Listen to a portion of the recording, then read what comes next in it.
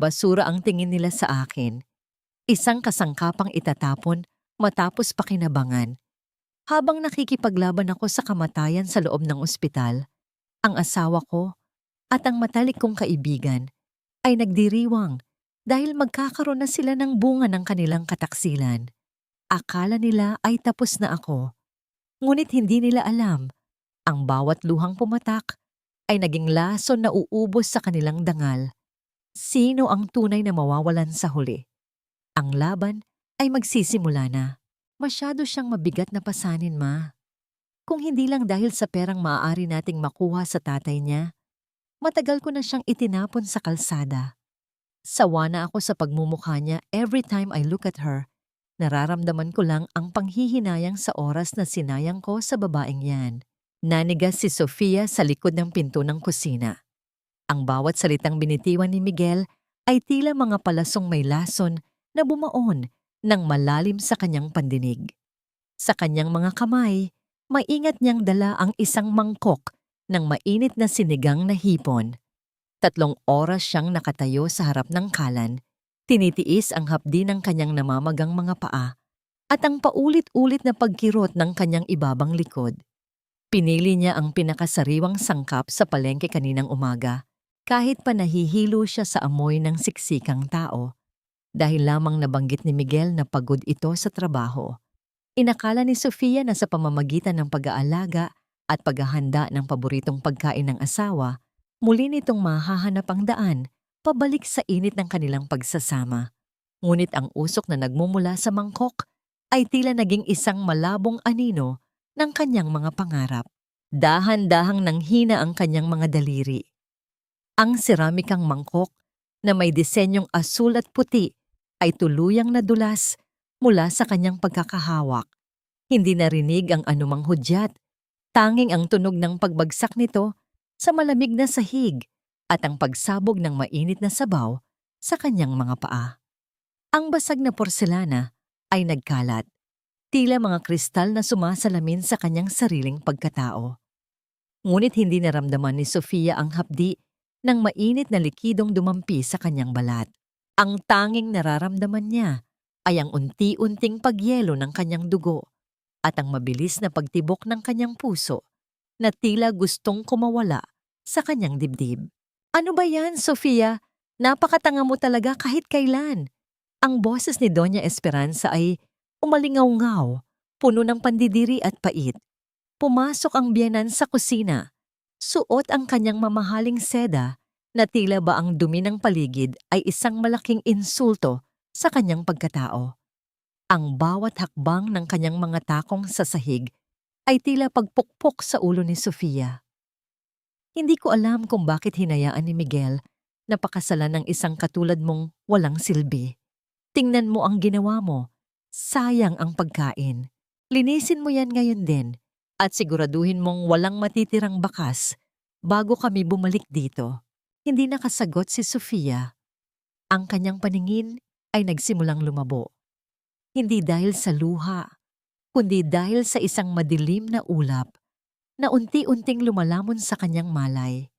Napahawak siya sa kanyang tiyan, ang 4 na buwang buhay na nananahan sa loob niya. Nararamdaman niya ang isang matalim na kirot, isang babala, na tila sumisigaw mula sa kanyang sinapupunan. Sa gitna ng kanyang pagkahilo, nakita niya ang anino ni Miguel na nakatayo sa may pintuan, nakatingin sa kanya ng walang kahit katiting na pag-aalala. Bago ito tumalikod at sumunod sa kanyang ina, naiwan siyang mag-isa sa gitna ng basag na porselana at nagkalat na sabaw. Ang bawat piraso ng pagkain sa sahig ay tila mga labi ng kanyang katapatan na ngayon ay tinatapak-tapakan na lamang. Sa kanyang isipan, tila isang sirang plaka na paulit-ulit na tumutugtog ang tanong na bumasag sa huli niyang pag-asa. Hanggang kailan nga ba kayang tiisin ng isang puso ang maging anino sa sarili niyang tahanan kung ang taong pinag-alayan niya ng lahat ay siya ring unti-unting pumapatay sa kanyang kaluluwa? Wala akong pakialam kung nasaan ka, Sofia. Siguraduhin mo lang na nakahanda ang hapunan pagdating ni Miguel at huwag mong idahilan ang kaunting hilo.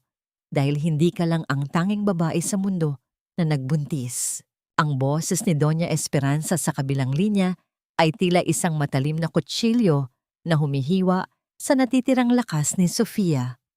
Nakasandal siya sa upuan ng isang lumang taxi, ang kanyang mga daliri ay mahigpit na nakakapit sa kanyang tiyan, habang ang malamig na pawis ay tuloy-tuloy na umaagos mula sa kanyang noo.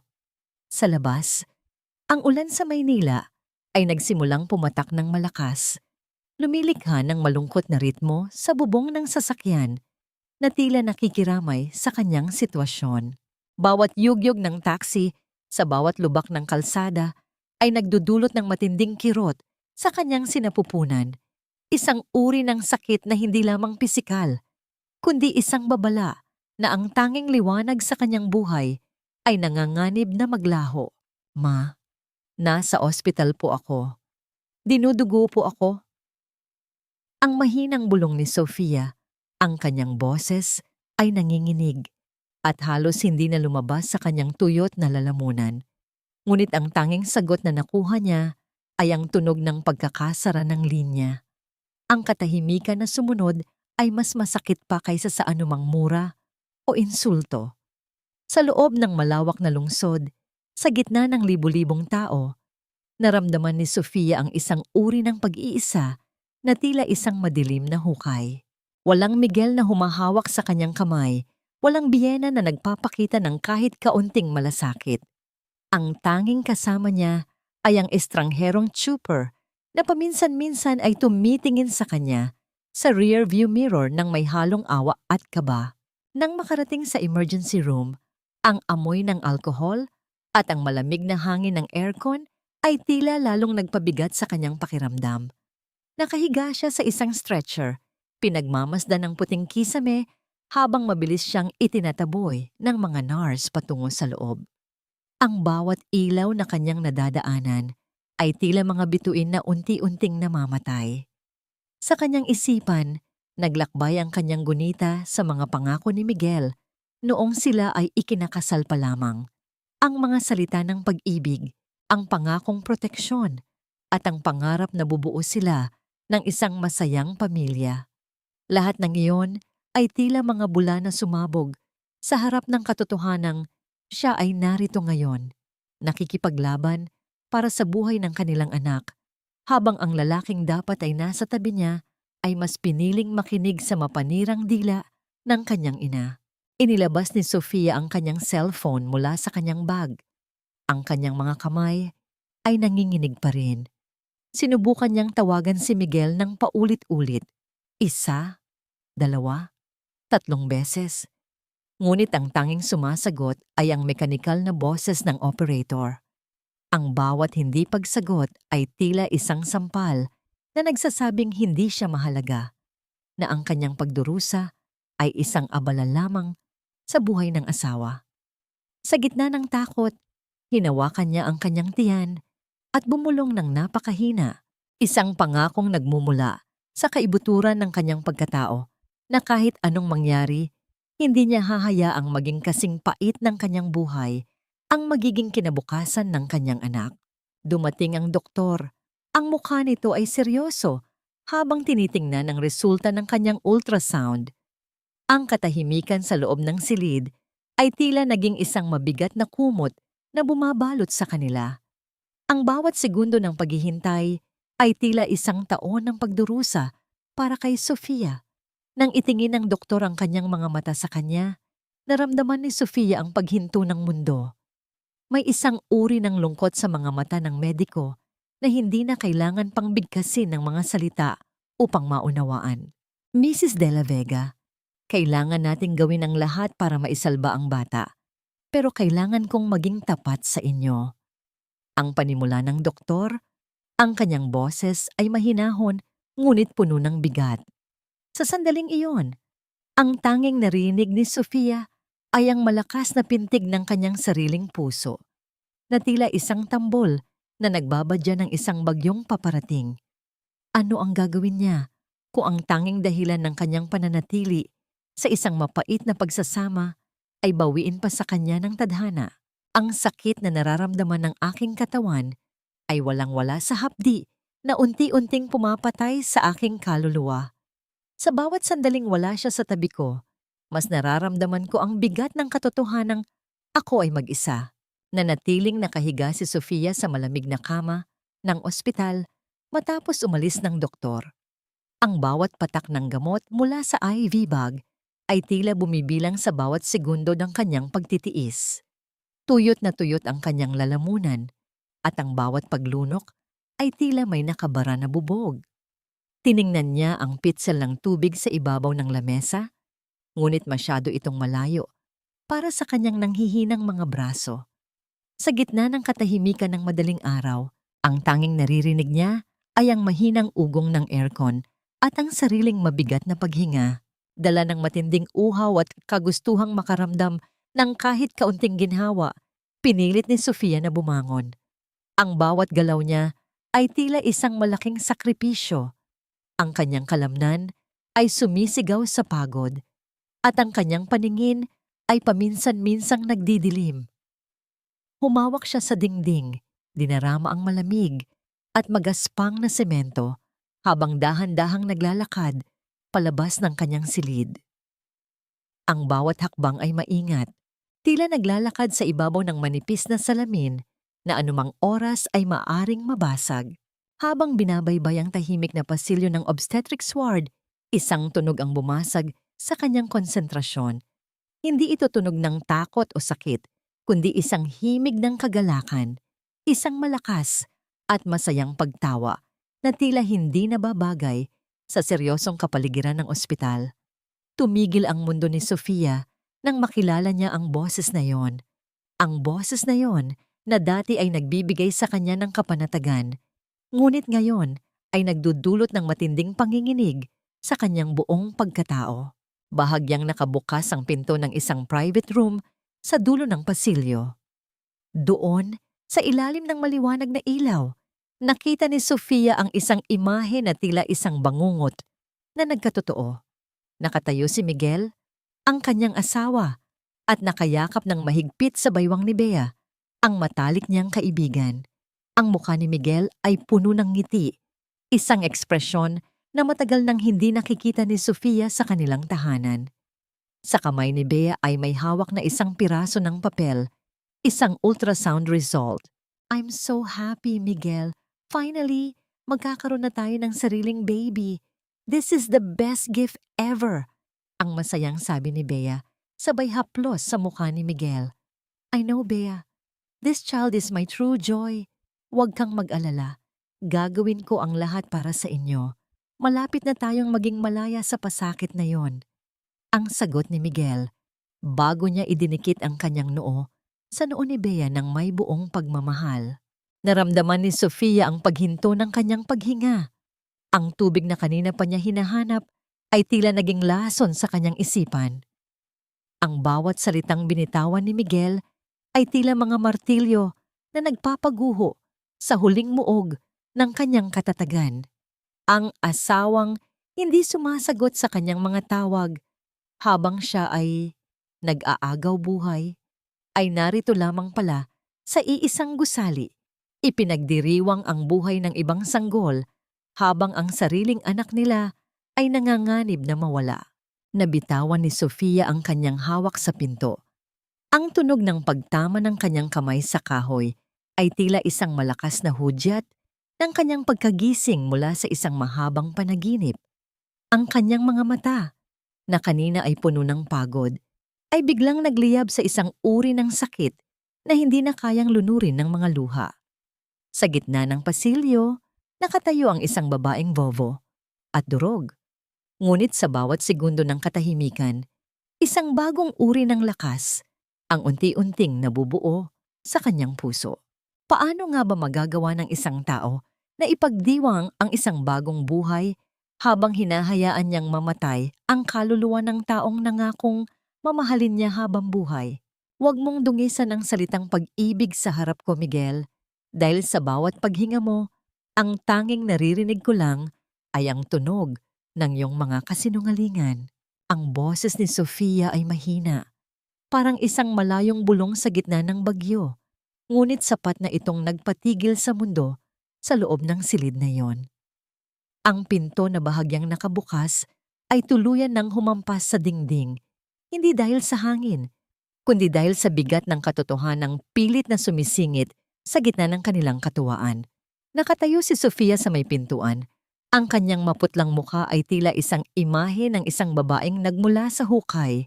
Suot ang kupas na hospital gown na tila naging isang simbolo ng kanyang pagiging biktima. Nanigas si Miguel. Ang mga kamay na kanina ay nakayakap sa baywang ni Bea ay dahan-dahang bumitaw, ngunit walang bakas ng pagsisisi sa kanyang mga mata. Tanging pagkagulat at ang unti-unting pagbuo ng inis. Si Bea naman, sa halip na yumuko sa hiya, ay mas lalong itinuwid ang kanyang pagkakatayo. Inayos niya ang kanyang buhok at tiningnan si Sofia mula ulo hanggang paa nang may halong pandidiri na tila ba ang asawa ng kanyang kinakasama ay isang dumi na pumasok sa isang malinis na kwarto. Finally, gising na pala ang dakilang martyr, ang mapanguyam na panimula ni Bea.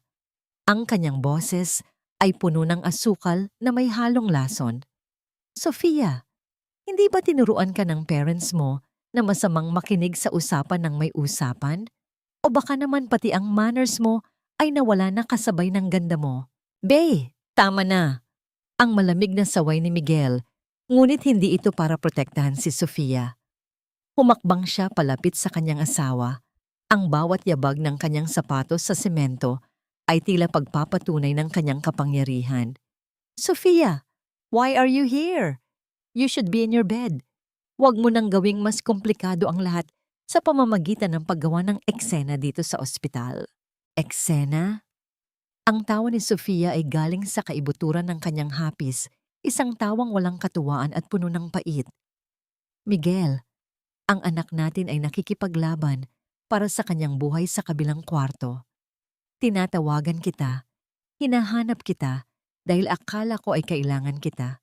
Pero narito ka lang pala. Ipinagdiriwang ang bunga ng inyong kataksilan. Tiningnan siya ni Miguel ng diretso sa mga mata. Ang kanyang mukha ay naging tila isang pader na bato. Hindi ko na kayang magpanggap, Sofia. Sawa na ako. I stayed because of your father, because of the business. Pero sa piling ni Bea, nararamdaman kong buhay ako. Ang pagsasama natin, it's just an obligation. Isang utang na loob na kailangan kong bayaran araw-araw at pagod na ako. Ang bawat salita ni Miguel ay tila mga sampal na hindi tumitigil. Naramdaman ni Sofia ang mabilis na pag-ikot ng paligid. Ang lalaking pinagkatiwalaan niya ng kanyang buhay at ng kanyang puso ay tinitingnan siya ngayon na parang isang basahan na wala ng pakinabang. Ang pag-ibig na akala niya ay matibay ay isa lamang palang transaksyon sa paningin ng lalaking ito. Obligasyon? Ang muling tanong ni Sofia. Ang kanyang luha ay hindi na napigilan ng pag-agos, ngunit hindi ito luha ng pagmamakaawa. Ito ay luha ng galit na nagsisimulang mag-alab. Ang lahat ng sakripisyo ko, ang lahat ng pagtitiis ko sa nanay mo, obligasyon lang ang lahat ng yon para sa'yo. Huwag mong isali si mama dito. Ang banta ni Miguel. Ang kanyang boses ay bumaba sa isang mapanganib na tono. You are just a burden now, Sofia. Magpakatotoo tayo. Tingnan mo ang sarili mo. Sino ang magkakagusto sa isang babaeng laging may sakit at walang ibang alam gawin, kundi ang maging malungkot? Hinawakan ni Bea ang braso ni Miguel, isang pag-aari na tila ba ipinapamukha kay Sofia na wala na siyang puwang. Let's go, Miguel. Baka ma-stress pa ang baby natin dahil sa kanya. Hayaan mo na siya sa kanyang drama. Habang papalabas ang dalawa, sinadya ni Miguel na mabangga ang balikat ni Sofia, dahilan upang mapahilig siya sa pader. Ang amoy ng pabango ni Miguel na dati ay nagpapakalma sa kanya, ay tila naging amoy ng kamatayan sa kanyang pang-amoy. Naiwan siyang mag-isa sa dilim ng pasilyo, nakikinig sa papalayong tunog ng kanilang mga hakbang, at ang mahinang halakhak ni Bea na tila isang tagumpay. Napasandal si Sofia sa pader. Ang kanyang mga kamay ay mahigpit na nakakapit sa kanyang dibdib. Sa gitna ng katahimikan, narinig niya ang isang mahinang tinig sa kanyang isipan. Isang pangako na hindi na siya kailanman magiging biktima. Kung ang mundong binuo niya ay gumuho na, gagamitin niya ang mga labi nito upang itayo ang isang kuta na hinding-hindi na nila muling mabubuwag. Ngunit sa kanyang muling paghakbang pabalik sa kanyang kwarto, isang itim na anino ang nakatayo sa dulo ng pasilyo. Pinagmamasdan ang bawat galaw niya. Sino ang nakasaksi sa kanyang kahihiyan at ito ba ay isang kaibigan o isa pang kaaway na naghihintay ng kanyang tuluyang pagbagsak? Sa loob ng bahay na ito, ang bawat dingding ay may tenga. Ngunit walang puso na handang makinig sa aking pighati. Akala ko ay tahanan ito, ngunit isa pala itong marangyang kuta ng aking mga kaaway. Ang pagbabalik ni Sofia sa mansyon ng mga De La Vega ay hindi katulad ng isang reynang nagbabalik sa kanyang palasyo. Sa halip, tila siya isang sugatang sundalo na pilit na naglalakad sa gitna ng masukal na gubat. Ang bawat hakbang niya sa makintab na sahig na gawa sa marmol ay nagpapaalala sa kanya ng bawat patak ng dugo at pawis na ibinigay niya para sa pamilyang ito. Ang paligid ay balot ng katahimikan, isang uri ng katahimikan na nagbabadyang muling sumabog sa anumang sandali. Hindi pa man siya nakakaakyat sa kanyang silid, ang tinig ni Doña Esperanza ay umalingaw-ngaw na mula sa itaas ng hagdanan. Ang kanyang biyanan ay nakatayo doon, suot ang kanyang mga alahas na kumikinang sa ilalim ng chandelier, habang ang kanyang mukha ay puno ng panghuhusga. Bakit ka pa bumalik, Sofia? Akala ko ay mas pipiliin mong manatili sa ospital para lalong dagdagan ang mga bayarin namin. Ang bungad nito, ang boses ay puno ng pait. Huwag mong asahan na pagsisilbihan ka rito dahil lang sa may sakit ka. Marami pang kailangang ayusin sa kusina at ang mga damit ni Miguel ay kailangang maplansa bago ang kanyang meeting bukas. Hindi sumagot si Sofia. Ipinagpatuloy niya ang pag-akyat, hawak-hawak ang kanyang tiyan na tila ba ito ang huling kuta ng kanyang pag-asa. Nilampasan niya ang kanyang biyenan nang hindi man lamang ito tinitingnan. Isang kilos na lalong nagpagalit sa matanda. Pumasok siya sa kanyang silid at isinara ang pinto, hindi upang magtago, kundi upang mahanap ang sarili sa gitna ng kaguluhan. Habang nakaupo sa gilid ng kama, isang mahinang katok ang bumasag sa kanyang pag-iisip. Dahan-dahang bumukas ang pinto at pumasok si Tita Glo, ang matandang mayordoma na halos 3 dekada nang nagsisilbi sa pamilya De La Vega. May dala siyang baso ng mainit na gatas at isang maliit na plato ng tinapay. Ang kanyang mga mata, na marami nang nasaksihang lihim sa bahay na ito, ay puno ng tunay na malasakit. Iha, kumain ka muna. Alam kong wala ka pang laman, ang mahinahong sabi ni Tita Glo. Inilapag niya ang pagkain sa bedside table at naupo sa isang maliit na silya sa tabi ni Sofia. Huwag mong masyadong dibdibin ang mga sinasabi ng Donya. Alam mo naman ang ugali niyon. Hinawakan ni Sofia ang kulubot na kamay ni Tita Glo. Sa haplos na yon, naramdaman niya ang init ng isang ina na matagal na niyang hinahanap. Tita Glo, bakit po ganito? Ginawa ko naman ang lahat, pero bakit parang kulang pa rin? Huminga ng malalim ang matanda at tumingin sa paligid. Sinisiguro na walang nakikinig sa labas. Pagkatapos, tumayo siya at lumapit sa isang lumang cabinet sa sulok ng kwarto. Mula sa ilalim ng mga nakatumpok na kumot, inilabas niya ang isang maliit na kahon na gawa sa kahoy. Luma na ito at may mga gasgas, ngunit maingat na nakatago. Iha, hindi ko na matiis na makita kang ganito. Alam kong mahal mo si Miguel, pero kailangan mong makita ang katotohanan. Bulong ni Tita Glo habang iniaabot ang kahon kay Sofia. Noong nakaraang buwan, habang naglilinis ako sa library, may mga dokumentong itinapon si Miguel na akala niya ay wala ng saysay. Pero naitago ko ang ilan sa mga ito dahil alam kong darating ang araw na kakailanganin mo ito. Nanginginig ang mga kamay ni Sofia habang binubuksan ang kahon. Sa loob nito ay may mga resibo, bank statements, at ilang liham na may pirma ni Miguel. Habang binabasa ang mga dokumento, unti-unting nanlaki ang mga mata ni Sofia. Hindi lamang ito tungkol sa panlalalaki ni Miguel. Ito ay tungkol sa sistematikong paglilipat ng pondo mula sa kumpanya ng tatay ni Sofia patungo sa isang dummy account na nakapangalan kay Bea. Milyon-milyon ang nawawala at ang lahat ng iyon ay ginagawa ni Miguel sa likod ng kanyang likuran. Ginamit niya ang tiwala ni Papa para sa babaeng iyon. Ang nanginig na boses ni Sofia, ang sakit na kanina ay nagpapaiyak sa kanya, ay biglang napalitan ng isang malamig at matalim na galit. Hindi lang yan, Sofia. Dagdag ni Tita Glo, ang kanyang boses ay puno ng babala. Narinig ko silang nag-uusap kagabi. Kapag nakuha na nila ang huling pirma mo sa bagong investment project, wala na silang balak na itira ka sa bahay na ito. Itatapon ka nila na parang basurang wala ng pakinabang. Hinitit ni Sofia ang hangin ng malalim. Tila ba ito ang unang pagkakataon na nakahinga siya ng maluwag mula noong siya ay ikasal. Tiningnan niya ang mga dokumento sa kanyang kandungan. Ang mga ito ang kanyang magiging sandata. Ang Sofia na laging umiiyak at nagmamakaawa ay dahan-dahang namamatay sa sandaling iyon. Ang ipinalit ay isang babaeng may layunin.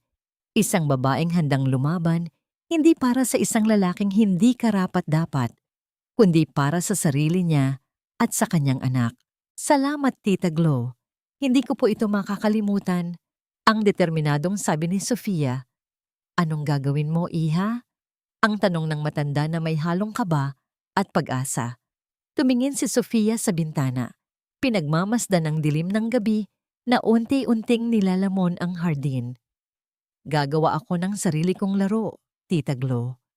At sisiguraduhin kong sa huli, wala silang matatanggap, kundi ang sarili nilang pagkawasak.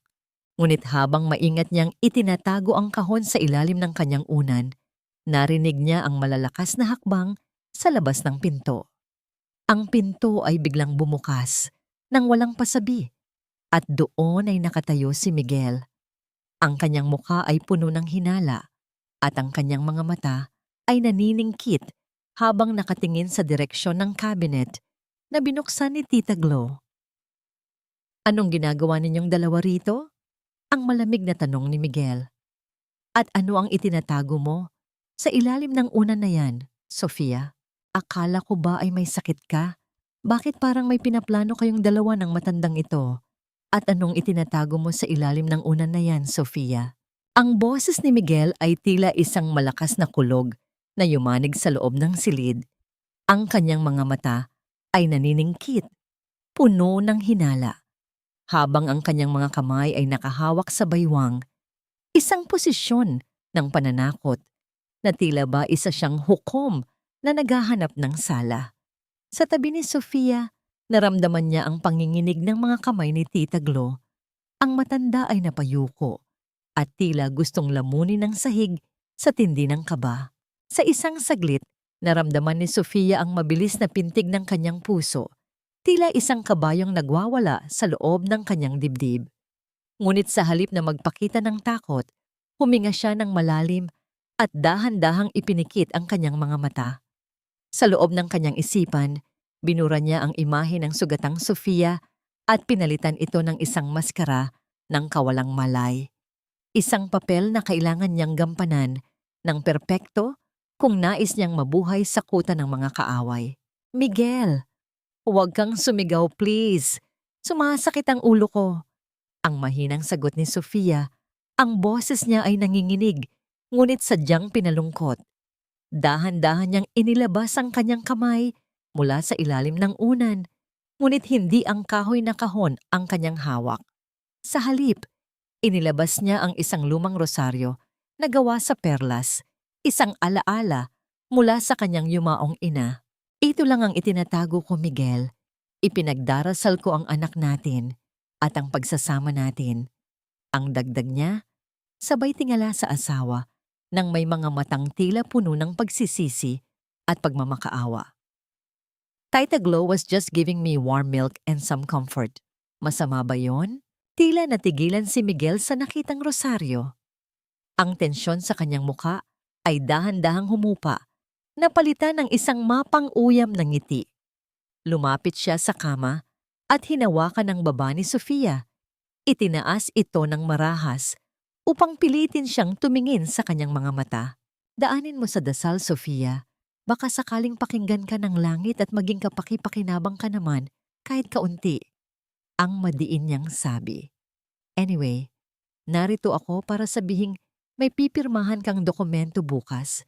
Isang bagong investment para sa kumpanya ng tatay mo. Huwag mong susubukang magtanong o mag-inarte, pirmahan mo lang para matapos na tayo. Oo, Miguel, kung iyan ang makakatulong sa'yo, gagawin ko. Ang malumanay na sagot ni Sofia, habang sa ilalim ng kumot ay mahigpit niyang kinukuyom ang kanyang mga palad, hanggang sa bumaon ang kanyang mga kuko sa kanyang balat. Ang bawat salita ng pagsunod na lumalabas sa kanyang bibig ay tila isang lason na kailangan niyang lunukin para sa kanyang plano. Nang tuluyang lumabas si Miguel sa silid at narinig ang malakas na pagsasara ng pinto, tila nawalan ng hangin si Sofia. Napahiga siya muli sa kama. Ang kanyang buong katawan ay basang-basa ng malamig na pawis. Agad na lumapit si Tita Glo at hinawakan ang kanyang balikat. Iha, napakahusay mo. Pero delikado ang ginagawa mo. Ang bulong ng matanda. Tumingin si Sofia sa kisame. Ang kanyang mga mata ay wala ng bakas ng luha. Tanging isang malamig na determinasyon ang nananatili. Kailangan kong magkunwari, Tita Glo. Kailangan nilang maniwala na ako pa rin ang Sofia na dati. Ang Sofia na bulag, bingi at sunod-sunuran dahil habang inaakala nilang kontrolado nila ako, doon ko sila unt-unting lulumpuhin. Kinuha ni Sofia ang baso ng gatas na ibinigay ni Tita Glo at ininom ito. Ang init ng likido sa kanyang lalamunan ay tila nagbigay sa kanya ng panibagong lakas. Sa kanyang isipan, nagsimula na siyang bumuo ng isang estratehiya. Ang dokumentong ipapapirma ni Miguel, bukas ang magiging huling pagkakamali nito. Hindi niya ito pipirmahan ng basta-basta. Gagamitin niya ito upang silipin ang bawat butas sa kanilang mga transaksyon. Ngunit sa gitna ng kanyang pagpaplano, isang bagay ang biglang pumasok sa kanyang isip. Kung alam ni Miguel ang tungkol sa investment na ito, siguradong alam din ito ni Bea. At si Bea ay hindi kasing daling mapaniwala gaya ni Miguel. Paano kung bukas, hindi lamang si Miguel ang kaharap niya, kundi ang babaeng handang pumatay, makuha lang ang lahat ng sa kanya. Tumayo si Sofia at lumapit sa salamin. Pinagmasdan niya ang kanyang sarili, ang kanyang maputlang pisngi, ang kanyang nanamlay na mga mata. Kinuha niya ang isang lipstick mula sa kanyang vanity table at dahan-dahang nilagyan ng kulay ang kanyang mga labi. Ang pulang kulay ay tila isang babala ng paparating na digmaan. Handa na ako, ang bulong niya sa kanyang sariling refleksyon. Simulan na natin ang palabas. Wala kang kwentang anak, Miguel. Kung hindi mo mapapapirma ang babaeng iyan ngayon, tayong dalawa ang pupulutin sa kangkungan. Huwag mong hintayin na ang mga pinagkakautangan ko ang kumatok sa pintong ito at hiyain tayo sa buong subdivision. Ang boses ni Doña Esperanza ay pumapalahaw mula sa silid-aklatan, tila isang babalang sirena na nagpapahiwatig ng isang malaking sunog. Nakatayo si Sofia sa labas ng pinto, hawak ang isang tray ng tsaa na sadyang inihanda niya bilang bahagi ng kanyang pagbabalat kayo. Ang bawat salitang lumalabas sa bibig ng kanyang biyenan ay tila mga tipak ng yelo na bumabagsak sa kanyang likuran. Hindi niya akalain na sa likod ng marang niyang buhay at matapobreng asal ng matanda ay nagtatago ang isang malalim at madilim na butas ng pagkakautang. Dahan-dahang pumasok si Sofia. Ang kanyang mga mata ay nakayuko. Nagkukunwaring walang naririnig. Mama, narito na po ang tiyaan ninyo. Mukhang masama ang pakiramdam ninyo. Baka makatulong ito para kumalma kayo. Tiningnan siya ni Doña Esperanza ng may pandidiri, ngunit kinuha pa rin ang tasa ng marahas, dahilan upang matapon ang kaunting mainit na likido sa daliri ni Sofia. Ilapag mo yan dyan at lumayas ka na. At siguraduhin mong ang mga dokumentong ibinigay ni Miguel sa'yo ay tapos mo nang basahin. Huwag kang mag-aksaya ng oras sa pagtunganga dahil bawat sentimong ginagastos mo sa bahay na ito ay kailangang may kapalit. Oo po, Mama. Pasensya na po. Ang mahinang sagot ni Sofia. Ngunit bago siya tuluyang lumabas, sadyang tinabig ng kanyang siko ang isang tumpok ng mga papeles sa gilid ng mesa. Ay, sorry po, Mama. Ang tanga ko talaga. Ang paghingi niya ng paumanhin habang mabilis na lumuhod upang pulutin ang mga nagkalat na papel. Sa gitna ng pagmamadali, nakuha ng isang maliit na asul na notebook ang kanyang atensyon. Ito ay nakasuksok sa loob ng isang envelope mula sa isang sikat na kasino sa labas ng lungsod. Sa isang mabilis na sulyap, nakita ni Sofia ang mga listahan ng numero, mga petsa, mga halaga, at ang salitang loan na nakasulat ng malaki at may salungguhit na pula. Ang halaga ay nakakalula.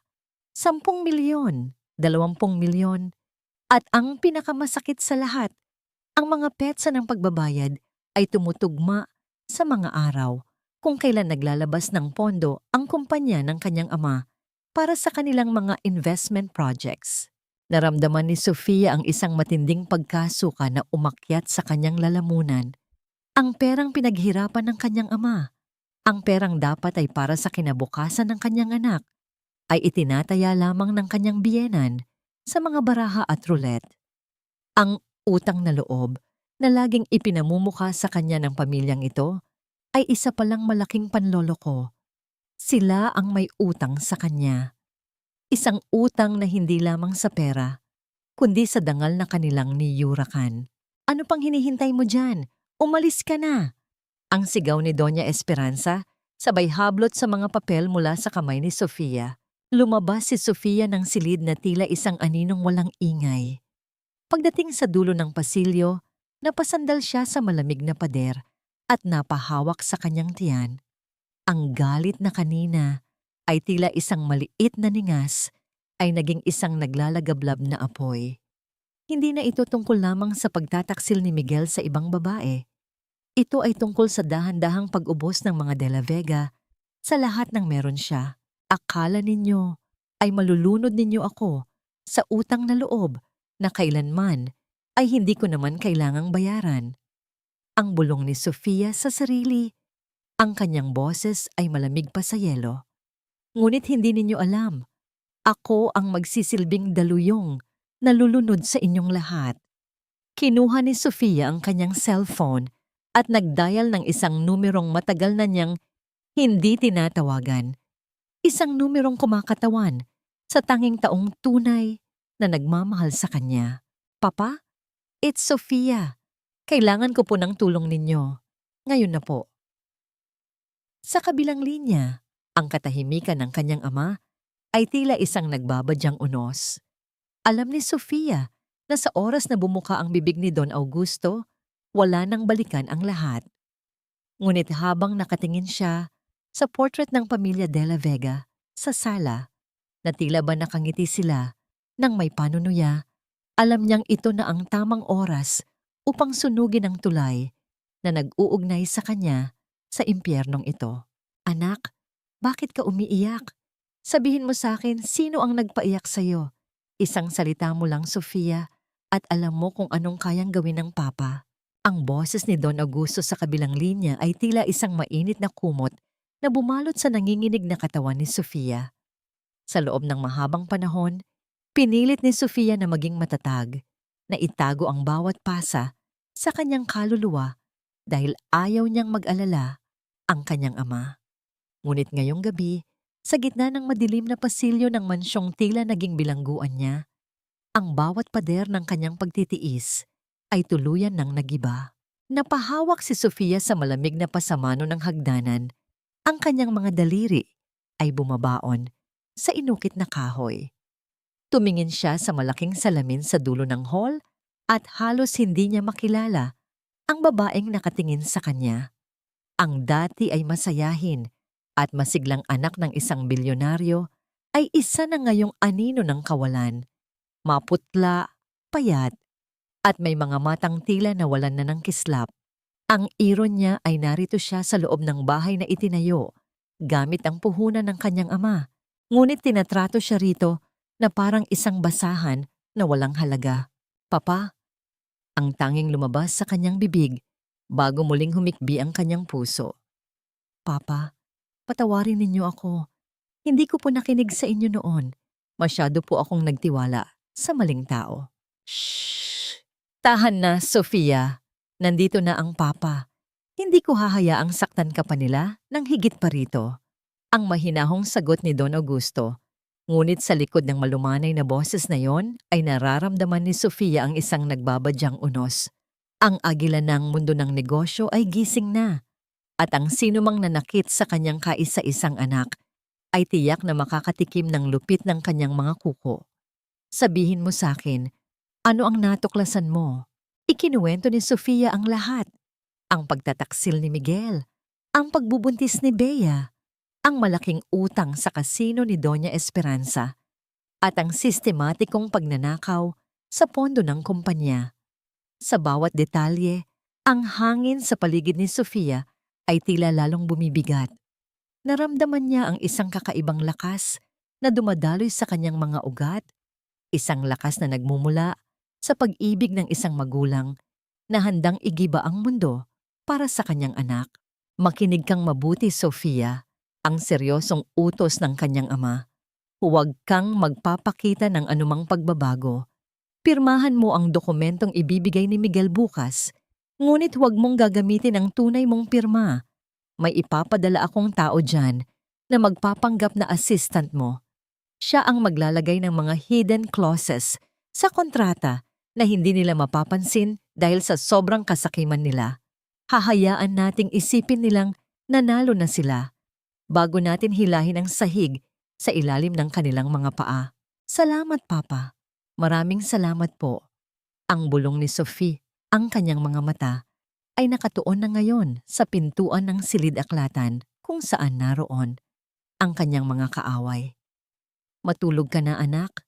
Alagaan mo ang apo ko.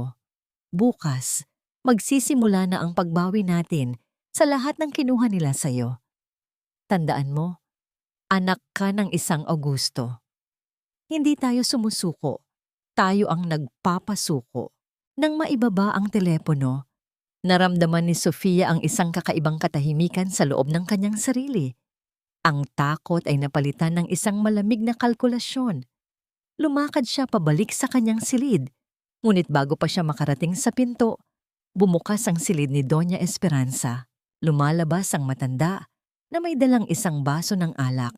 Ang kanyang mukha ay puno ng isang nakakatakot na ngiti. Sino ang kausap mo sa ganitong oras, Sofia?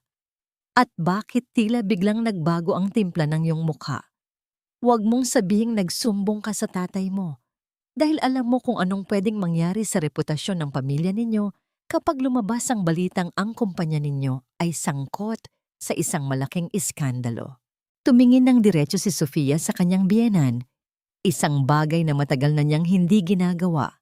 Sa halip na yumuko, isang tipid na ngiti ang sumilay sa kanyang mga labi.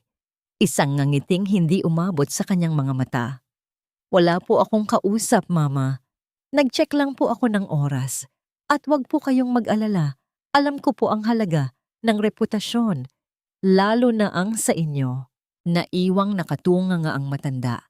Habang dahan-dahang isinasara ni Sofia ang pinto ng kanyang silid. Sa loob ng dilim, hinaplos ni Sofia ang kanyang tiyan. Ang digmaan ay hindi pa nagsisimula, ngunit sa kanyang isipan, nakikita na niya ang pagbagsak ng kaharian ng mga De la Vega. Ngunit sa kalagitnaan ng gabi, isang malakas na katok sa pintuan ng mansyon ang bumasag sa katahimikan. Hindi ito ang kanyang ama at hindi rin ito si Miguel. Isang estranghero ang dumating na may dalang isang balita na magpapabago sa buong plano ni Sofia bago pa man sumikat ang araw. Akala mo ba ay ikaw na ang reyna sa bahay na ito, Bea? Nakakalimutan mo yata kung kaninong dugo at pawis ang nagbabayad sa bawat hininga mo rito. Ang boses ni Sofia ay hindi sumisigaw, Ngunit ang bawat salita ay tila isang malamig na hampas ng hangin sa gitna ng sala ng mansyon. Nakatayo siya sa tapat ni Bea. Ang babaeng dati ay itinuring niyang kapatid. Ang babaeng ngayon ay prenteng nakaupo sa paboritong sofa ni Sofia habang humihigop ng mamahaling kape. Ang presensya ni Bea sa loob ng bahay na yon ay isang malaking insulto, isang lason na pilit na sumisiksik sa bawat sulok ng kanyang tahanan. Ngumisi si Bea, isang ngising puno ng panunuya at kawalan ng galang. Inilapag niya ang tasa sa mesa nang may tunog ng pag-uuyam bago tumayo at lumapit kay Sofia. "Huwag ka nang umarte, Sofia. Alam nating dalawa na ang titulong asawa na hawak mo ay papel na lang na naghihintay na mapunit. Miguel is mine now, and very soon, pati ang bahay na ito at ang lahat ng yaman ninyo ay magiging akin na rin." Naramdaman ni Sofia ang panginginig ng kanyang mga kamay. Ngunit sa pagkakataong ito, hindi ito dahil sa takot. Ito ay dahil sa galit na pilit niyang sinusupil upang maisakatuparan ang plano ng kanyang ama. Dahan-dahan niyang inilabas ang isang folder mula sa kanyang bag. Isang folder na may selyo ng Hacienda de Silva Trust Fund. Ito ang pain na inihanda ni Don Augusto, ang bitag na gagamit sa sariling kasakiman ni na Miguel at Bea. "Kung iyan ang inaakala mo, Bea, nagkakamali ka." Ang kalmadong sagot ni Sofia, habang sadyang binubuklat ang folder upang makita ni Bea ang mga numero sa loob. "Ang mansyong ito at ang kumpanya ay maliit na bahagi lang ng iniwan ng lolo ko sa akin. May isang trust fund na nakapangalan sa akin at sa magiging anak ko. Isang pondo na hinding-hindi ninyo mahahawakan hanggat hindi ko nilalagdaan ang dokumentong ito para sa muling pag-invest sa kumpanya." Nakita ni Sofia ang biglang pagbabago sa mga mata ni Bea. Ang pagiging arogante ay napalitan ng isang mapanganib na kislap ng kasakiman. Nilapitan ni Bea ang folder, tila isang gutom na hayop na nakakita ng biktima. "Ano ang ibig mong sabihin?"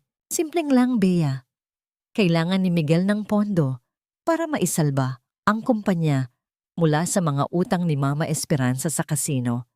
At ang tanging paraan para mailabas ang pera mula sa trust fund na ito ay kung ililipat muna ang lahat ng natitirang asset ng kumpanya sa isang holding account na ako ang may control." Ang paliwanag ni Sofia, ang bawat salita ay binitawan ng may sapat na kumpiyansa. Hindi nakatiis si Bea. Agad niyang tinawagan si Miguel. Ang kanyang boses ay puno ng excitement at pagmamadali. Hindi nagtagal at dumating si Miguel. Hinihingal at bakas ang pagod sa kanyang mukha. Ngunit agad na lumiwanag nang marinig ang tungkol sa Hacienda de Silva. "Isang pirma mo lang, Sofia, at maaayos ang lahat. Maibabalik natin ang dangal ng pamilya," ang sabi ni Miguel. Ang kanyang boses ay tila nagbabalik sa dati niyang lambing. Isang uri ng pagkukunwari na nakakasuka para kay Sofia. "Pipirmahan ko ito, Miguel. Gagawin ko ito para sa pamilya at para sa anak natin," ang sagot ni Sofia. Habang sa loob-loob niya ay humihingi siya ng tawad sa kanyang ama sa paggamit ng kanilang pangalan sa ganitong paraan. "Pero kailangan ninyong ilipat ang pondo ng kumpanya sa account na ito ngayong gabi rin upang maging collateral para sa trust fund." Ayon iyan sa utos ng mga abogado ni Papa. Dahil sa sobrang paghahangad na makuha ang bilyong halaga ng trust fund, hindi na nag-isip ng malalim ang dalawa. Sa harap ni Sofia, nagsimulang mag-log-in si Miguel sa kanyang computer. Mabilis na ginagawa ang mga transaksyong magdadala sa kanya sa sarili niyang hukay. Ang bawat click ng mouse at bawat enter sa keyboard ay tila mga pako sa kabaong na inihanda ni Sofia para sa kanila. "Ayan, Sofia, nailipat na ang pondo. Ngayon, pirmahan mo na ang dokumento." Ang utos ni Miguel. Ang kanyang mga mata ay naniningkit sa pag-asa. Kinuha ni Sofia ang panulat. Tumingin siya kay Miguel, pagkatapos ay kay Bea na nakangiti ng may pagtatagumpay sa likuran ng asawa niya. Dahan-dahang idinampi ni Sofia ang dulo ng ballpen sa papel. Ngunit bago niya tuluyang mabuo ang kanyang pirma, ang malakas na tunog ng pagkatok sa pintuan ay muling bumasag sa tensyon. Pumasok si Tita Glo. Ang kanyang mukha ay putlang-putla. Miguel, Sofia, may mga lalaki sa labas. Mga pulis daw sila. May dala silang warrant para sa investigasyon ng illegal wire transfer mula sa kumpanya ni Don Augusto. Nabitawan ni Sofia ang ballpen. Ang nangiti sa mukha ni na Miguel at Bea ay biglang naglaho, napalitan ng isang matinding takot na tila yelo sa lamig. Tumingin si Sofia sa kanyang asawa at sa pagkakataong ito, hindi na niya itinago ang apoy sa kanyang mga mata. Masyado kayong nagmadali, Miguel. Hindi ninyo napansin na ang holding account na ibinigay ko sa inyo ay direktang nakakonekta sa anti-fraud unit ng Papa. Ang bulong ni Sofia, ang boses ay puno ng isang mapait na tagumpay. Ang katahimikan sa sala ay tila naging isang mabigat na pasanin para sa lahat. Ngunit habang papalapit ang mga yabag ng mga awtoridad, isang bagay ang hindi inaasahan ni Sofia. Biglang hinawakan ni Bea ang kanyang tiyan at napasigaw sa sakit bago tuluyang bumagsak sa sahig. May mantsa ng dugo na unti-unting kumakalat sa kanyang maputing suot. Isang panibagong bihag ng tadhana ang nadamay sa gitna ng digmaang ito. Ang tagumpay ba ni Sofia ay may kaakibat na malagim na kabayaran? Mamamatay tao ka, Sofia. Pinatay mo ang magiging apo ko dahil lamang sa paghihiganti mo. Hindi ka na nakontento sa paninira sa buhay ng anak ko. Pati ang inosenteng bata ay idinamay mo sa kasamaan ng iyong puso. Ang boses ni Doña Esperanza ay tila isang matalim na palakol na bumiyak sa tensyon sa loob ng sala. Nakatayo siya sa tuktok ng hagdanan. Ang kanyang mukha ay pulang-pula sa galit habang itinuturo ang kanyang nanginginig na daliri kay Sofia. Sa ibaba, sa gitna ng malamig at puting marmol, nakasubsob si Bea habang pilit na inaalalayan ni Miguel. Ang pulang mantsa na uwent-unting kumakalat sa sahig ay tila isang mapanuyang sining na nagpapakita ng pagkawasak ng isang pangarap na itinayo sa kasinungalingan. Nanatiling nakatayo si Sofia sa gitna ng kaguluhan. Ang kanyang mga kamay ay mahigpit na nakakapit sa folder na naglalaman ng mga dokumento ng katotohanan. Nadarama niya ang mabilis na pagtibok ng kanyang sariling puso. Isang pintig na tila sumasabay sa bawat yabag ng mga pulis na ngayon ay pumasok na sa loob ng mansyon. Sa kabila ng bintang ng kanyang biyenan, hindi kumibo si Sofia. Ang kanyang paningin ay nakatuon sa dugo sa sahig, ang parehong kulay ng dugo na dumanak sa kanya sa ospital noong gabing iniwan siya ni Miguel. Isang mapait na ironya na sa mismong lugar kung saan siya minaliit, doon din nagaganap ang pagbagsak ng kanyang mga kaaway. Sofia, tumawag ka ng ambulansya. Huwag kang tumayo lang dyan na parang estatwa. Ang sigaw ni Miguel, ang kanyang boses ay puno ng desperasyon at paninisi. Tumingin siya kay Sofia nang may puot na tila ba ang kanyang asawa ang may kasalanan sa bawat maling desisyon na kanyang ginawa. If something happens to this child, hinding-hindi kita mapapatawad.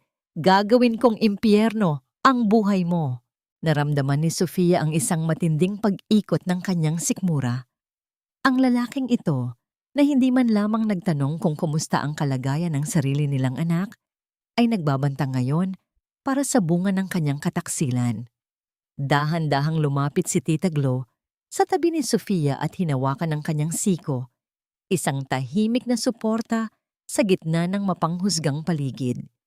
Ang init ng kamay ng matanda ay tila nagsilbing angkla ni Sofia upang hindi siya tuluyang malunod sa emosyon. Nandito na ang mga awtoridad, Miguel.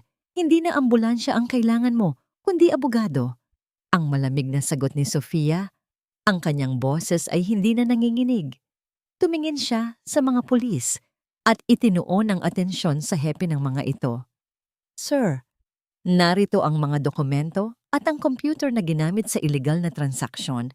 Lahat po ay nakarecord sa aming server.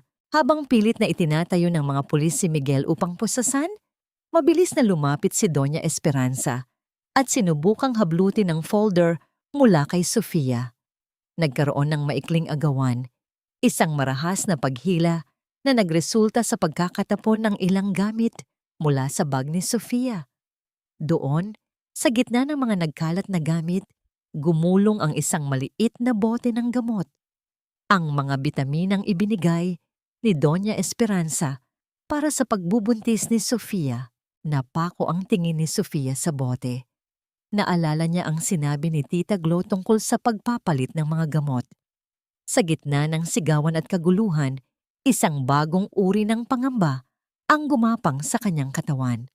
Kung ang kanyang biyenan ay kayang pumatay ng sariling apo sa pamamagitan ng kapabayaan sa pagsusugal, ano pa kaya ang kaya nitong gawin sa kanya?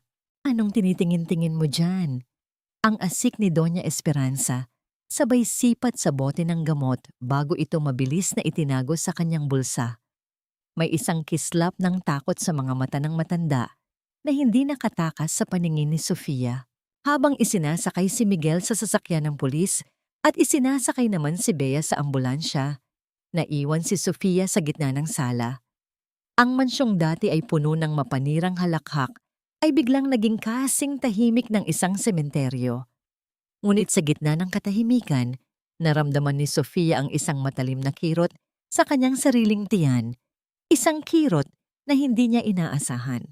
Napatitig siya sa kanyang mga kamay na nanginginig. Shin sa kanyang isipan, umalingaw-ngaw ang isang tanong na tila isang sumpa. Sa pagtatapos ba ng laban na ito, may matitira pa ba sa kanya? O ang kanyang paghihiganti ay naging isang apoy na lalamon din sa kanyang sariling kaligayahan? Akala mo ba ay nanalo ka na, Sofia? Ang bawat hakbang mo ay nakatali sa mga kamay na matagal nang naghihintay ng iyong pagkadapa. Hindi ka lang naging mitya ng pagkawasak ng aking anak. Ikaw rin ang magiging mitya ng sarili mong kamatayan. Ang boses ni Doña Esperanza ay naging isang malamig na bulong na tila nagmumula sa kailaliman ng lupa. Sa loob ng malawak at madilim na sala, tanging ang mahinang pag-ugong ng mga electric fan at ang sariling mabigat na paghinga ni Sofia ang maririnig. Ang mga pulis ay tuluyan ng nakaalis bitbit si Miguel at ang sirena ng ambulansyang nagdala kay Bea ay isa na lamang malayong alaala. Ngunit sa halip na gumaan ang pakiramdam, naramdaman ni Sofia ang isang kakaibang panlalamig na gumagapang mula sa kanyang mga paa patungo sa kanyang puso. Dahan-dahang lumapit ang matanda. Ang kanyang mga hakbang sa marmol na sahig ay tila tunog ng isang orasan na bumibilang sa nalalabing oras ni Sofia. Hawak pa rin ni Doña Esperanza ang bote ng gamot na mabilis nitong itinago kanina. Isang mapanganib na ngiti ang sumilay sa kanyang mga labi. Isang ngiting puno ng lason at kawalan ng kaluluwa. Tinitingnan mo ba ang boteng ito, Sofia? Ang tanong ng matanda, sabay taas ng bote sa harap ng mukha ni Sofia. Akala mo ba ay talagang may malasakit ako sa'yo nung ibinigay ko ang mga bitaminang ito? Masyado kang naging kampante dahil sa yaman ng tatay mo. Hindi mo napansin na ang bawat tableta na ininom mo sa loob ng isang linggo ay hindi nagbibigay ng lakas, kundi unti-unting nagpapahina sa kapit ng iyong sinapupunan. Naramdaman ni Sofia ang isang matinding panginginig. Ang bawat salita ng kanyang biyenan ay tila isang malakas na hampas na nagpaguhos sa kanyang huling katatagan. Anong ginawa mo sa mga gamot ko? Ang nanghihinang tanong ni Sofia habang ang kanyang kamay ay mahigpit na nakahawak sa kanyang tiyan na tila ba sinusubukan niyang protektahan ang kanyang anak mula sa invisible na kaaway. Pinalitan ko ang laman niyan ng mga gamot na nagdudulot ng paninigas ng matris. At dahil sa stress na ibinigay mo sa amin ngayong gabi, ang laso na yan ay mas lalong naging mabilis ang epekto. Ang mapanghuyam na paliwanag ni Doña Esperanza.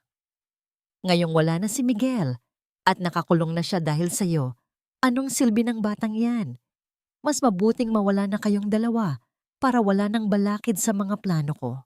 Biglang naramdaman ni Sofia ang isang matinding kirot, isang matalim at parang binubugbog na sakit sa kanyang ibabang bahagi. Napaluhod siya sa malamig na sahig. Ang kanyang paningin ay nagsimulang mag-flicker na parang isang upos na kandila. Ang bawat piraso ng muebles sa paligid niya ay tila umiikot at nagiging malabong mga anino. Mama, bakit? Ang tanging naibulong niya, ang kanyang mga luha ay mabilis na pumatak sa marmol, humahalo sa natuyong dugo ni Bea kanina. Dahil ang mundong ito ay para lamang sa mga marunong lumaban, Sofia. At ikaw? Ikaw ay isang mahinang babae na ang tanging alam ay ang magmahal ng bulag. Ang huling sabi ni Doña Esperanza bago tumalikod at balak na iwan si Sofia na nag-iisa sa gitna ng sala. Ngunit bago pa makahakbang ang matanda, ang pintuan ng mansyon ay marahas na bumukas. Isang matangkad na figura ang tumayo sa may pintuan. Ang liwanag mula sa poste sa labas ay lumikha ng isang mahabang anino na tumama sa kinalalagyan ni Sofia.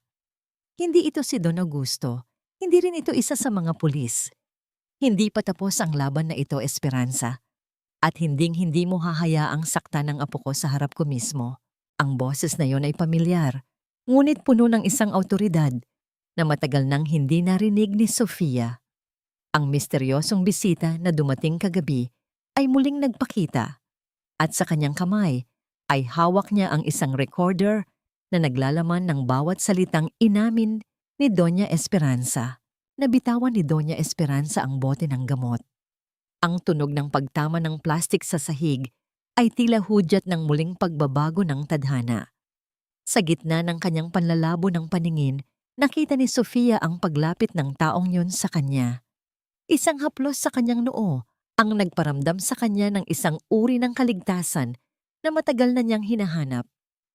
Lumaban ka, Sofia, para sa anak mo. Nandito na ako, ang bulong ng estranghero. Sino ang taong ito na tila alam ang bawat lihim sa loob ng mansyon? At makakaabot pa ba sila sa ospital bago tuluyang magtagumpay ang lason na itinanim ng kanyang biyenan? Akala mo ba ay makakalusot ka pa sa batas sa pagkakataong ito, Esperanza? You just confessed to attempted murder in front of a witness and a digital recorder. Hindi mo na mababawi ang mga salitang binitawan mo dahil ang bawat kataga ay magsisilbing pako sa kabaong ng iyong kalayaan. Ang boses ni Attorney Mateo Valderrama ay tila isang matalim na espada na humiwa sa hangin. Siya ang matalik na kaibigan at pinagkakatiwalaang abogado ng yumaong ina ni Sofia, ang taong matagal nang nagmamasid mula sa malayo sa utos ni Don Augusto. Sa kanyang pagtayo sa gitna ng sala, ang kanyang aura ay puno ng awtoridad na nagpaliit sa pagkatao ni Doña Esperanza. Hawak niya ang recorder na tila ba ito ang hatol ng kamatayan para sa matandang mapangapi. Napatingin si Sofia sa kanya. Ang kanyang paningin ay tila isang sirang telebisyon na nag-aagaw ang liwanag at dilim. Naramdaman niya ang malamig na marmol sa kanyang pisngi, isang marahas na paalala ng kanyang pagkakalugmok. Ang bawat pintig ng kanyang puso ay tila isang mahinang tambol na unti-unting nawawala sa pandinig.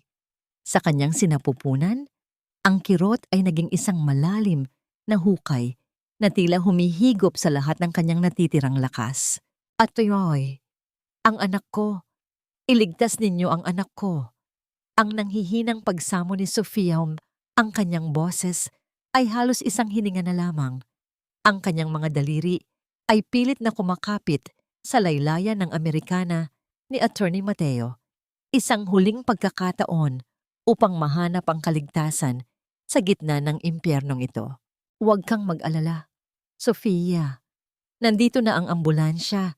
Hindi ko hahayaang manalo ang kasamaan sa bahay na ito. Ang malumanay, ngunit determinadong sagot ng abogado. Mabilis niyang binuhat si Sofia at sa pagkakataong yon, naramdaman ni Sofia ang isang uri ng proteksyon na matagal na niyang ipinagkait sa kanyang sarili. Tumingin si Attorney Mateo kay Doña Esperanza na ngayon ay nakatayo pa rin sa gilid. Ang mukha ay putlang-putla at ang mga labi ay nanginginig sa takot. Esperanza, huwag kang susubok na tumakas. ang bawat labas-pasok mo sa kasino, ang bawat illegal na transaksyon ni Miguel, at ang pagpapalit mo ng gamot ni Sofia ay nasa kamay ko na.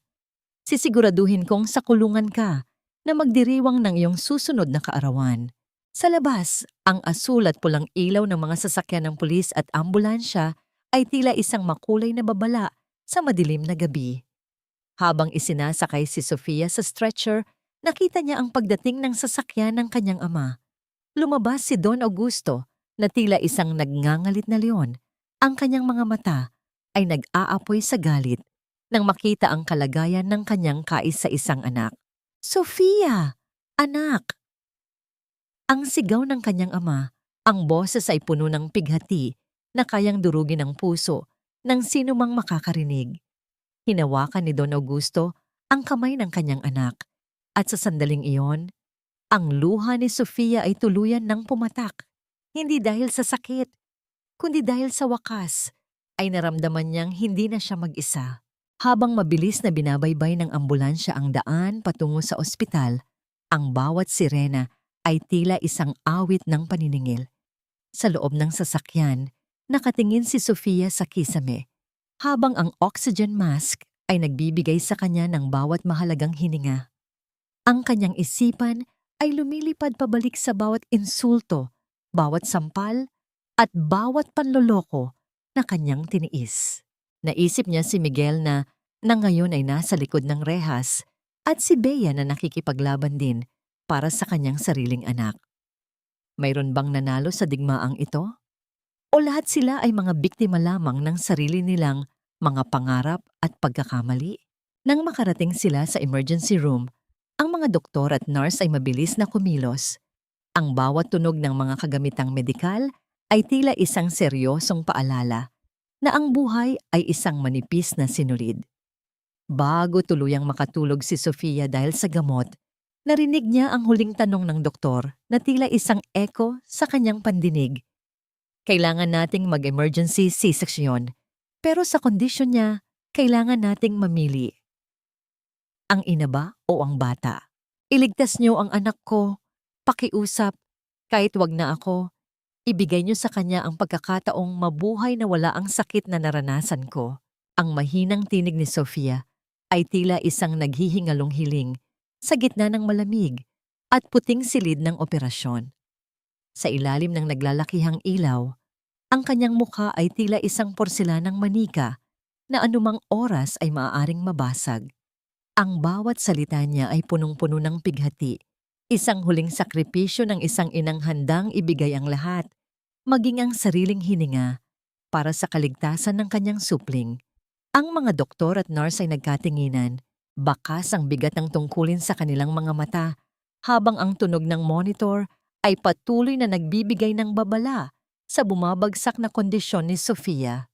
Sa labas ng silid, ang katahimikan ay tila isang mabigat na parusa para kay Don Augusto. Ang makapangyarihang negosyante na kayang bumili ng anumang kumpanya ay nakaupo sa isang silya. Ang kanyang mga kamay ay nakatakip sa kanyang mukha habang ang kanyang mga balikat ay yumayanig sa hindi mapigil na pag-iyak. Sa tabi niya, si Attorney Mateo ay patuloy na nakikipag-ugnayan sa mga awtoridad. Ngunit ang kanyang mga mata ay nananatiling nakatitig sa pintuan ng operating room. Ang bawat segundo ay tila isang taon ng paghihintay, isang pagsubok sa pananampalataya na tila unt-unting nauubos. Samantala, sa loob ng isang madilim na selda sa presinto, nakaupo si Miguel sa malamig na semento. Ang kanyang mamahaling polo ay gusot-gusot na, at ang kanyang buhok ay magulo. Malayo sa imahe ng isang matagumpay na lalaking ipinangangalandakan niya noon. Ang bawat anino sa loob ng selda ay tila nagpapaalala sa kanya ng mga mukha ni na Sofia at ng kanyang anak. Ngayong wala na ang kapangyarihan ng kanyang ina at ang pera ng pamilya ni Sofia, ang tanging natitira sa kanya ay ang pagsisising huli na ang lahat. Ang bawat ingay ng bakal na rehas ay tila isang sumpa na nagsasabing hindi na siya muling makakatikim ng laya. Nailipat na ang lahat ng ebidensya, Augusto. Wala nang kawala si Esperanza at Miguel. Ang mahinang bulong ni Attorney Mateo habang nilalapitan ang matanda. Ngunit ang kalagayan ni Sofia, ang sabi ng doktor ay kritikal pa rin. Ang laso na ibinigay ng biyenan niya ay mabilis na kumalat sa kanyang sistema. Hindi pwedeng mawala ang anak ko, Mateo. Siya na lang ang natitira sa akin. Ang sagot ni Don Augusto. Ang boses ay puno ng determinasyong may halong desperasyon. Gagawin ko ang lahat. Uubusin ko ang yaman ko, basta't mabuhay lang siya at ang apo ko. Sa kabilang bahagi ng ospital, sa loob ng isang pribadong silid, nakahiga si Bea. Ang kanyang mukha ay wala ng kulay at ang kanyang mga mata ay nakatitig lamang sa kisame ng walang buhay. Ang balitang nawala ang kanyang dinadala ay tila isang malakas na sampal ng tadhana, isang kabayaran sa bawat luhang idinulot niya kay Sofia. Ang bawat alaala ng kanyang paghalakhak at pagmamalaki ay naging isang mapait na panaginip na ngayoy nagtapos sa isang madilim na realidad. Walang Miguel na humahawak sa kanyang kamay, walang kayamanan na naghihintay. Tanging ang sariling multo ng kanyang mga kasalanan ang kasama niya. Lumipas ang ilang oras na tila walang katapusan. Biglang bumukas ang pinto ng operating room at lumabas ang pangunahing doktor. Tinatanggal ang kanyang maskara habang ang kanyang mga mata ay nagpapakita ng isang hindi maipaliwanag na ekspresyon. Mabilis na tumayo sina Don Augusto at Attorney Mateo. Ang kanilang mga puso ay tila huminto sa pagtibok habang hinihintay ang hatol ng tadhana. Doc, anong balita? Ang anak ko? Ang apo ko? Ang mabilis na tanong ni Don Augusto. Ang kanyang boses ay nanginginig sa takot. Huminga ng malalim ang doktor at tumingin ng diretso sa ama ni Sofia. Ang katahimikan sa pasilyo ay tila naging isang mabigat na kumot na bumabalot sa kanilang lahat. Sa sandaling iyon, ang tunog ng isang mahina at maliit na tinig, isang iyak ng isang sanggol, ay umalingaw-ngaw mula sa loob ng silid. Tila isang awit ng tagumpay sa gitna ng kamatayan. Napaiyak sa tuwa si Don Augusto, ngunit ang sumunod na sinabi ng doktor ay nagpabalik sa kanya sa lupit ng katotohanan. Nailigtas namin ang bata, pero si Sofia, nagkaroon siya ng matinding komplikasyon. Kasalukuyan siyang nasa koma at hindi namin masabi kung kailan siya muling magigising. O kung magigising pa ba siya, mapapako ba ang buhay ni Sofia sa isang mundong walang malay? O ang iyak ng kanyang anak ang magsisilbing tulay upang muli siyang magbalik sa piling ng mga nagmamahal sa kanya? Hindi ko akalain na ang huling pagkakataon na mahahawakan ko ang iyong kamay ay sa gitna ng ganitong katahimikan, kung saan ang tanging kausap ko ay ang tunog ng makinang nagbibigay sa iyo ng hininga. Ang boses ni Don Augusto ay basag, tila isang tuyong dahon na nadurog sa ilalim ng bigat ng pighati. Nakaupo siya sa tabi ng kama ni Sofia. Ang kanyang mga mata ay namumugto at ang kanyang likod ay tila lalong nayuko ng mga nagdaang araw. Sa kanyang mga bisig, maingat niyang karga ang isang maliit na sanggol na balot sa malambot at maputing kumot. Ang bata, na pinangalanan nilang Gabriel, ay payapang natutulog, walang kamalay-malay sa bagyong pinagdaanan ng kanyang ina bago siya mailabas sa mundong ito. Ang bawat mahinang paghinga ng sanggol ay tila isang himala sa gitna ng silid na amoy gamot at puno ng lungkot. Habang nananatiling walang malay si Sofia, ang hustisya sa labas ng ospital ay mabilis at malupit na gumugulong. Sa loob ng isang masikip at mainit na selda, hindi na marangyang seda ang suot ni Doña Esperanza. Ang kanyang buhok na dati ay laging maayos ay gulo-gulo na at ang kanyang mga kuko ay madumi na dahil sa pagkamot sa pader ng bilangguan. Sa bawat oras na naririnig niya ang kalansing ng susi ng mga gwardiya, nanginginig ang kanyang buong katawan sa takot. Wala na ang kanyang mga kaibigan sa high society, wala na ang kanyang mga alahas, at higit sa lahat, wala na ang bilyonaryong kumpanyang inakala niyang maaari niyang nakawin. Sa kabilang selda, si Miguel ay nakatulala lamang sa kisame. Ang kanyang muka ay puno ng mga pasa mula sa pakikipag-away sa loob ng bilangguan. Ang lalaking dati ay tinitingala sa mundo ng negosyo ay isa na lamang numero sa listahan ng mga kriminal. Ang bawat sandali ng katahimikan ay nagdadala sa kanya ng imahe ni Sofia. Ang Sofia na dati ay buong puso siyang minahal, ngunit tinalikuran niya para sa pansamantalang tawag ng laman at pera. Ang kanyang pagsisisi ay tila isang malaking bato na nakatali sa kanyang leeg, unti-unting lumulunod sa kanya sa kailaliman ng kawalan ng pag-asa. Mateo, siguraduhin mong walang piyansa ang dalawang yan. Gusto kong mabulok sila sa kulungan hanggang sa huling hininga nila. Ang malamig na utos ni Don Augusto kay Attorney Mateo nakakarating lang sa ospital. Ang ginawa nila sa anak ko ay hindi mapapatawad ang anumang halaga ng pera. Huwag kayong mag-alala, Don Augusto. Ang kasong attempted murder, qualified theft, at falsification of documents ay sapat na para hindi na sila muling makakita ng sikat ng araw sa labas ng rehas. Ang sagot ng abogado, ang boses ay puno ng kumpiyansa. At tungkol kay Bea, natagpuan siyang palaboy-laboy sa labas ng ospital. Nawala na ang kanyang katinuan matapos mawala ang kanyang bata at talikuran siya ni Miguel. Tumingin si Don Augusto sa kanyang anak, pagkatapos ay sa kanyang apo.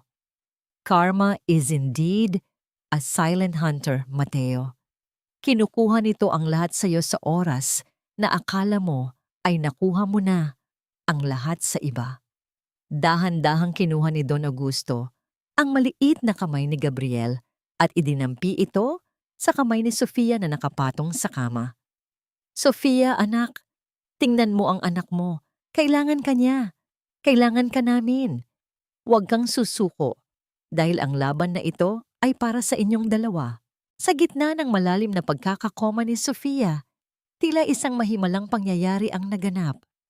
Ang maliit at malambot na daliri ni Gabriel ay bahagyang kumapit sa hintuturo ni Sofia. Sa isang iglap, ang monitor na nagbabantay sa tibok ng puso ni Sofia ay biglang nagbago ng ritmo. Ang matuwid at matagal na tunog ay naging mabilis at masigla. Isang solong luha ang dahan-dahang pumatak mula sa nakapikit na mata ni Sofia. Bumabagtas sa kanyang maputlang pisngi patungo sa unan. Ang kanyang mga labi ay bahagyang kumilos, tila may gustong bigkasin na salitang matagal nang nakakubli sa kanyang puso. Napatayo si Don Augusto. Ang kanyang puso ay tila sasabog sa tuwa at kaba. Nurse! Doktor! Ang anak ko! Gumagalaw ang anak ko! Ngunit habang nagkakagulo ang mga mediko sa loob ng silid, isang hindi inaasahang balita ang dumating mula sa presinto. Si Doña Esperanza ay biglang nawalan ng malay sa loob ng kanyang selda at bago pa siya madala sa infirmary, may isang sulat na natagpuan sa kanyang higaan, isang huling pagtatapat na magbubukas ng isang lihim na matagal nang ibinaon ng pamilya De La Vega. Isang lihim na maaaring magpabago sa tingin ni Sofia sa kanyang buong pagkatao. Gabriel, ang aking maliit na anghel. Ang unang salitang namutawi sa mga labi ni Sofia ay tila isang mahinang ihip ng hangin, ngunit sapat na ito upang yanigin ang buong silid. Dahan-dahang bumukas ang kanyang mga mata, at ang unang bumati sa kanya ay hindi ang dilim ng kanyang mga bangungot, kundi ang maliwanag at mapagmahal na mukha ng kanyang ama. Sa tabi nito, naramdaman niya ang init ng isang maliit na katawan, ang kanyang anak. Sa sandaling iyon, ang lahat ng sakit, ang lahat ng pait, at ang bawat laso na napilit na pumatay sa kanya ay tila naglaho, napalitan ng isang wagas na pag-ibig na tanging isang ina lamang ang makakaunawa. Naiyak si Don Augusto habang hinahalikan ng kamay ng kanyang anak. Salamat sa Diyos, Sofia. Akala ko ay tuluyan mo na kaming iiwan. Pero narito ka, lumaban ka para sa amin. Ngumiti ng mahina si Sofia, bagamat ang kanyang katawan ay tila isang mabigat na pasanin. Tumingin siya kay Attorney Mateo na nakatayo sa may pintuan Ang mukha nito ay seryoso, ngunit may bakas ng ginhawa. Lumapit ang abogado at iniabot ang isang lumang sobre na may mga mantsa ng luha. Ang huling sulat ni Doña Esperanza mula sa kulungan bago ito bawian ng buhay dahil sa atake sa puso. Sofia, bago namatay ang iyong biyenan, iniwan niya ito. Ang mahinahong sabi ni Attorney Mateo. Isang pagtatapat na babago sa lahat ng alam mo tungkol sa pagsasama ninyo ni Miguel. Nanginginig ang mga daliri ni Sofia habang binabasa ang bawat linyang isinulat ng matanda. Sa loob ng sulat, inamin ni Esperanza na ang kasal nina Sofia at Miguel ay hindi isang aksidente o bunga ng pag-ibig ni Miguel. Ito ay isang planadong hakbang upang isalba ang pamilya de la Vega mula sa bangkarota mula pa noong unang araw. Ngunit ang mas masakit na katotohanan ay ang pag-amin ni Esperanza na ang nanay ni Sofia bago ito namatay, ang siyang lihim na nagbayad sa lahat ng unang utang ng mga de la Vega dahil sa kabutihan ng loob nito, isang antin na binaliktad at ginamit ng matanda upang hiyain at saktan si Sofia. Ginamit nila ang kabutihan ni Mama para bitagin ako. Ang bulong ni Sofia, ang kanyang boses ay puno ng pait, ngunit may kalakip na kalinawan. Ang lahat ng utang na loob na ipinamukha nila sa akin ay sila pala ang may utang sa pamilya natin. Tinupi ni Sofia ang sulat at tumingin sa labas ng bintana. Nakita niya ang paglubog ng araw, ang huling sinag ng liwanag bago ang dilim. Ngunit sa pagkakataong ito, hindi na siya natatakot sa gabi. Alam niyang sa bawat paglubog ng araw, may bukas na naghihintay na puno ng pag-asa. Ang kabanata ng kanyang buhay, kasama ang mga de la Vega, ay tuluyan ng natapos, hindi sa pagkatalo, kundi sa isang marangal na pagbangon. Papa, Mateo, gusto ko nang umuwi, ang determinadong sabi ni Sofia. Ayoko nang tumingin sa likod. Ang hustisya ay nakamit na, at ang huling hatol ay nasa kamay na ng langit. Ngayon, ang tanging mahalaga ay ang kinabukasan ni Gabriel. Habang inihahanda ang kanyang paglabas sa ospital, isang huling balita ang dumating. Si Miguel, sa gitna ng kanyang pagdurusa sa loob ng selda, ay nagpadala ng mensahe na humihingi ng tawad at nagnanais na makita ang kanyang anak kahit isang beses lang. Tumingin si Sofia sa kanyang ama. Pagkatapos ay sa mahimbing na tulog na si Gabriel. Sabihin mo sa kanya, Mateo, ang malamig at pinal na sagot ni Sofia. Ang ama ni Gabriel ay namatay na noong gabing iwan niya kami sa ospital. Ang lalaking nasa loob ng selda ay isang estranghero na wala ng puwang sa buhay namin. Sa bawat hakbang ni Sofia palabas ng ospital, bitbit ang kanyang anak at hawak ang kamay ng kanyang ama, naramdaman niya ang tunay na kalayaan. Ang hangin sa labas ay tila mas sariwa at ang mundo ay tila mas malawak. Ang laban ay tapos na at ang tagumpay ay hindi na susukat sa yaman na kanyang nabawi, kundi sa kapayapaang muli niyang nahanap sa kanyang puso. Ngunit habang papasok sila sa sasakyan, isang huling sulyap ang ibinigay ni Sofia sa mansyon ng mga de la Vega na nadadaanan nila. Nakita niya ang mga rehas ng gate na tila ba sumasalamin sa mga rehas na ngayoy kumukulong sa mga taong sumira sa kanya. Isang tanong ang nanatili sa kanyang isipan, sa kabila ng lahat ng sakit, sapat na ba ang pagpapatawad upang tuluyan siyang maging malaya? O may isang huling lihim pa bang naghihintay sa kanyang pagbabalik sa totoong tahanan? Ang bawat pilat sa aking puso ay hindi na tanda ng sakit, kundi mga ukit ng isang kwentong nagpatatag sa aking pagkatao. 5 taon ang mabilis na lumipas, tila mga alon sa dalampasigan na dahan-dahang humuhugas sa mga bakas ng nakaraan. Sa isang payapang hardin sa labas ng lungsod, malayo sa ingay at polusyon ng Maynila, nakatayo si Sofia habang pinagmamasdan ang paglubog ng araw. Hindi na siya ang maputla at nanghihinang babae na dating nakahiga sa kama ng ospital. Ang kanyang balat ay may malusog na kulay at ang kanyang mga mata ay naglalabas ng isang uri ng liwanag na tanging ang kapayapaan lamang ang makakapagbigay.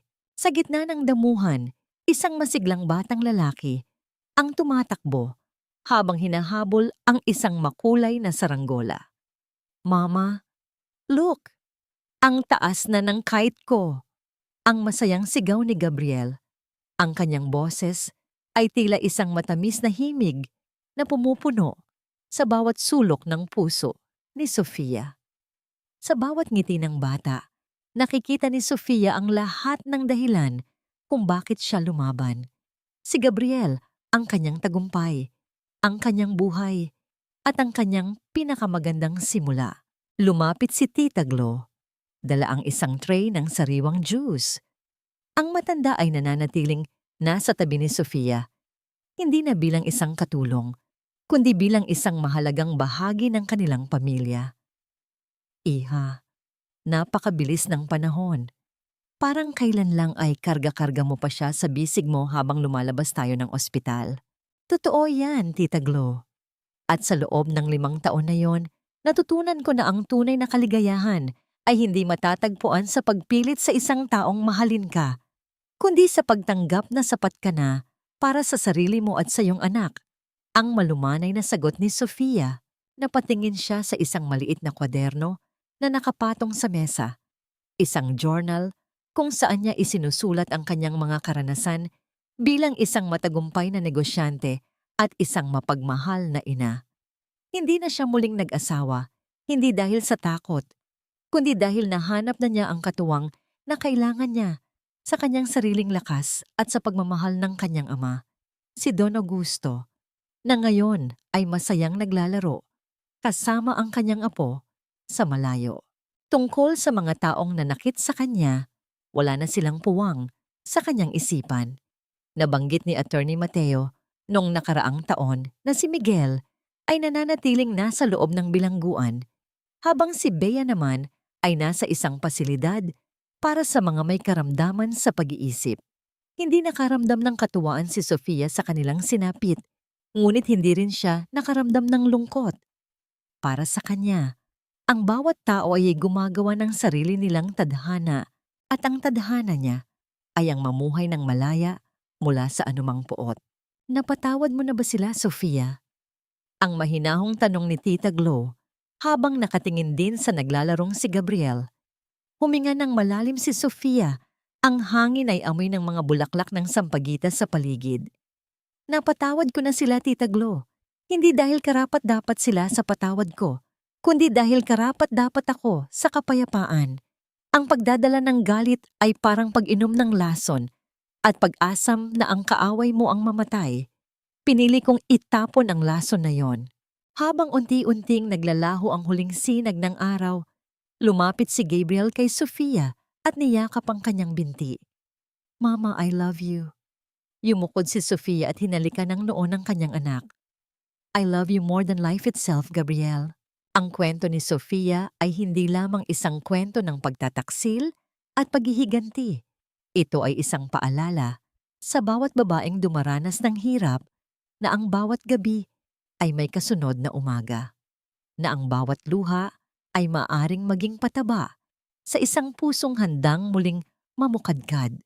Sa ilalim ng malawak na langit, nakatayo si Sofia, isang babaeng durog noon, ngunit buo at matatag na ngayon. Ang kanyang paglalakbay ay natapos na sa isang lugar ng pag-ibig, pag-asa at wagas na patawad.